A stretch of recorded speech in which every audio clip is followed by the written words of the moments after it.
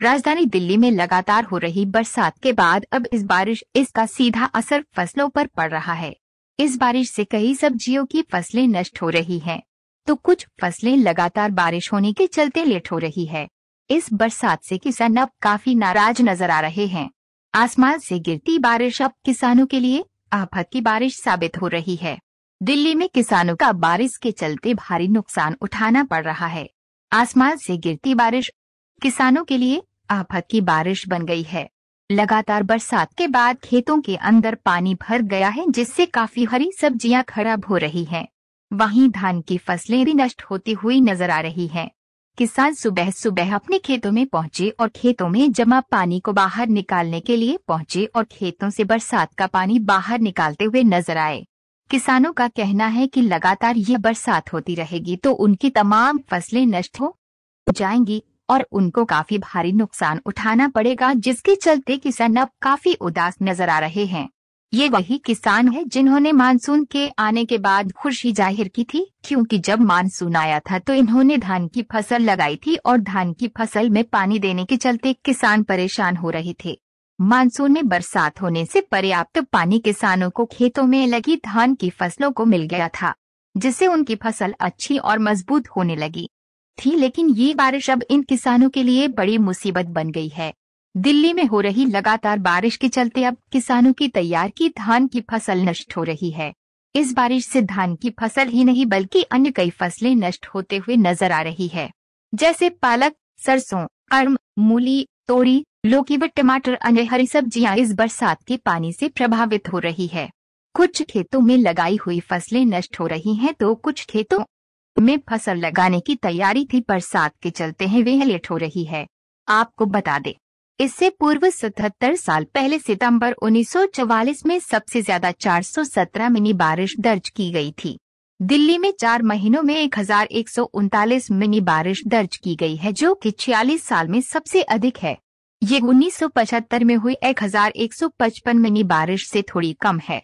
बता दें कि दिल्ली में बारिश को लेकर मौसम विभाग ने दिल्ली और एनसीआर में ऑरेंज अलर्ट भी जारी किया है। मौसम विभाग ने दिल्ली और एनसीआर के इलाकों में तेज बारिश का अलर्ट जारी किया है। सर, बरसात ज़्यादा हो रही है, क्या कुछ कहना है? कितनी फसल खराब हुई है? कौन कौन सी फसल का नुकसान है? जब ये बरसात शुरू हुई थी, हम बड़े किसान बड़े प्रसन्न थे। इसको अमृत वर्षा जब मानसून आई थी, क्योंकि धान में बहुत फ़ायदा कर रही थी, सब्जी की बुआई की नहीं थी। लेकिन जैसे ही अगस्त में मौसम खुला था तो हमें कोई भविष्यवाणी नहीं थी। हम किसानों ने अपनी बुआई कर दी थी, जैसे पालक की है, मूली है, सरसों है, करम है और हरी प्याज है। ये इस बारिश में सब नष्ट हो गई है, सड़ गई है। अभी आप देख भी रहे थे ये अब जो है। और हाँ, धान की फसल जो अर्ली वैरायटी 1109 हम बोते हैं, उसकी कटाई का समय आ रहा है, कटाई भी चल रही है, तो उसका दाना काला पड़ रहा है, वो सड़ने लगा है।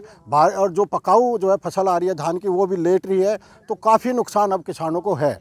और जहाँ तक हम बता दें, मेरी उम्र 50+ है, हमने ऐसी बारिश तो हुई है सितंबर में भी, लेकिन लगातार इतनी बारिश पे बारिश हमने अपने जीवन काल में नहीं देखी है। तो किसानों को बहुत ज़्यादा अब नुकसान हो रहा है।